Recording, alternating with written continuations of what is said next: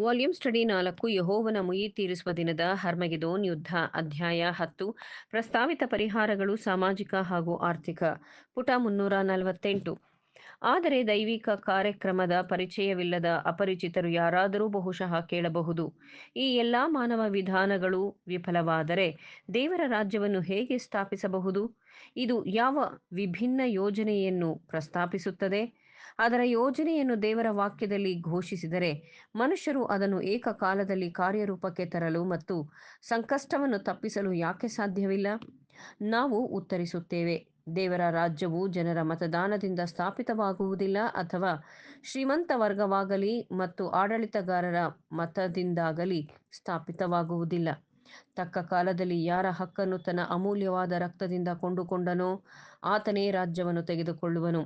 ಅವನು ತನ್ನ ಮಹಾ ಅಧಿಕಾರವನ್ನು ಪಡೆದವನಾಗಿ ರಾಜ್ಯವನ್ನು ಆಳ್ವಿಕೆ ಮಾಡುವನು. ಅವನು ಕಬ್ಬಿಣದ ಕೋಲಿನಿಂದ ರಾಷ್ಟ್ರಗಳನ್ನಾಳುವನು. ಮಣ್ಣಿನ ಮಡಕೆಗಳು ಒಡೆಯುವಂತೆ ಅವರ ಬಲವು ಮುರಿದು ಹೋಗುವುದು. ಪ್ರಕಟಣೆ 2:27. ಜನಾಂಗ ರಾಜ್ಯಗಳ ಮೇಲೆ ಆತನ ರೌದ್ರವನ್ನು ಉಗ್ರ ಕೋಪವನ್ನು ಹೊಯ್ದು ಬಿಡುವುದಕ್ಕಾಗಿ ಆ ರಾಜ್ಯಗಳನ್ನೆಲ್ಲ ಕೂಡಿಸುವನು. ಲೋಕವೆಲ್ಲ ಆತನ ರೋಷಾಗ್ನಿಗೆ ತುತ್ತಾಗುವುದು. ಆಗ ಅವರು ವಿನಮ್ರವಾಗಿ ಆತನ ಸಮಾಲೋಚನೆಗೆ ಗಮನ ಕೊಡಲು ಸಿದ್ಧರಾಗುವರು. ಆಗ ಎಲ್ಲರೂ ಒಂದೇ ಮನಸ್ಸಿನಿಂದ ಯೆಹೋವನನ್ನು ಸೇವಿಸಿ ಆತನ ಹೆಸರನ್ನೆತ್ತಿ ಪ್ರಾರ್ಥಿಸುವಂತೆ ಜನಾಂಗಗಳವರ ತುಟಿಗಳನ್ನು ಮಾರ್ಪಡಿಸಿ ಶುದ್ಧಿ ಮಾಡುವನು. ಚೆಫನ್ಯ 3ನೇ ಅಧ್ಯಾಯ 8 ಮತ್ತು 9ನೇ ವಚನ. ರಾಜ್ಯವು ಬಲದಿಂದ ಸ್ಥಾಪಿಸಲ್ಪಡುವುದು ಮಾತ್ರವಲ್ಲ, ಮನುಷ್ಯರ ಶಕ್ತಿಯು ಅದನ್ನು ತಡೆಯಲು ಸಾಧ್ಯವಿಲ್ಲ.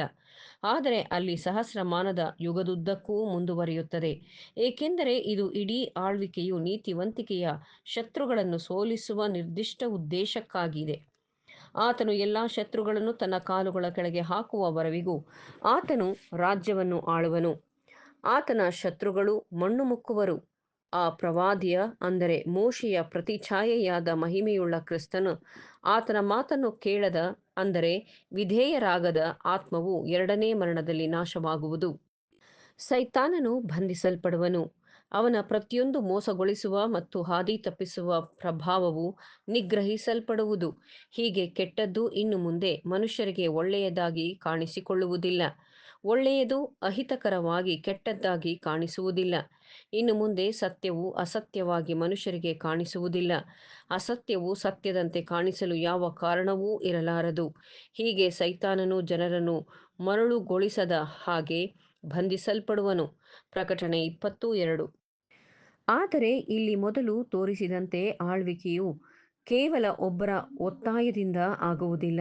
ಬದಿಬದಿಯಾಗಿ ಲೋಕದ ಎಲ್ಲ ನಿವಾಸಿಗಳಿಗೆ ಕರುಣೆ ಮತ್ತು ಶಾಂತಿಯ ಆಲಿವ್ ಕೊಂಬೆಯಾಗಿ ವ್ಯಾಪಿಸುತ್ತದೆ. ಕರ್ತನು ಲೋಕದಲ್ಲಿ ನ್ಯಾಯ ಕಾರ್ಯಗಳನ್ನು ನಡೆಸುವಾಗ ಭೂನಿವಾಸಿಗಳು ಧರ್ಮಜ್ಞಾನವನ್ನು ಕಲಿತುಕೊಳ್ಳುವರು. ಯೆಶಾಯನು ಬರೆದ ಪ್ರವಾದನೆ ಗ್ರಂಥ 26:9. ಪಾಪದ ಕುರುಡು ಕಣ್ಣುಗಳು ತೆರೆಯಲ್ಪಡುವವು ಮತ್ತು ಸರಿ ತಪ್ಪು ಹಾಗೂ ನ್ಯಾಯ ಅನ್ಯಾಯವನ್ನು ಜಗತ್ತು ಕಾಣುವುದು. ಮೊಬ್ಬು ಕತ್ತಲಲ್ಲಿಯೂ ಕುರುಡರ ಕಣ್ಣು ಕಾಣುವುದು. ಈಗಿರುವ ಸಾಧಾರಣ ಬೆಳಕಿನಂತೆ 7 ಪಟ್ಟು ಬೆಳಕು ವಿಭಿನ್ನವಾಗಿರುವುದು. ಯೆಶಾಯ 30:26, ಯೆಶಾಯ 29:18-20.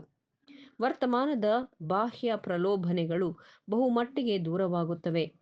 ದುಷ್ಕೃತ್ಯಗಳಿಗೆ ಅನುಮತಿ ನೀಡಲಾಗದು, ಆದರೆ ತಪ್ಪಿತಸ್ಥರ ಮೇಲೆ ದಂಡವು ಶೀಘ್ರವಾಗಿ ಖಚಿತವಾಗಿ ಬೀಳುತ್ತದೆ.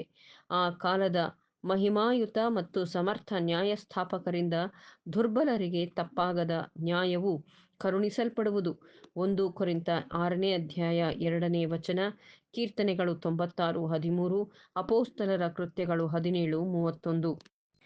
ಈ ನ್ಯಾಯಸ್ಥಾಪಕರು ಕಣ್ಣಿಗೆ ಕಂಡಂತೆ ತೀರ್ಪು ಮಾಡುವುದಿಲ್ಲ, ಕಿವಿಗೆ ಬಿದ್ದಂತೆ ನಿರ್ಣಯಿಸುವುದಿಲ್ಲ, ಆದರೆ ನೀತಿಯುತವಾಗಿ ನಿರ್ಣಯಿಸುತ್ತಾರೆ. ಯೆಶಾಯ 11:3. ಯಾವುದೇ ತಪ್ಪುಗಳನ್ನು ಮಾಡಲಾಗುವುದಿಲ್ಲ, ಯಾವುದೇ ದುಷ್ಕೃತ್ಯವೂ ಅವರ ನ್ಯಾಯಯುತ ಪ್ರತಿಫಲದಲ್ಲಿ ವಿಫಲವಾಗದು.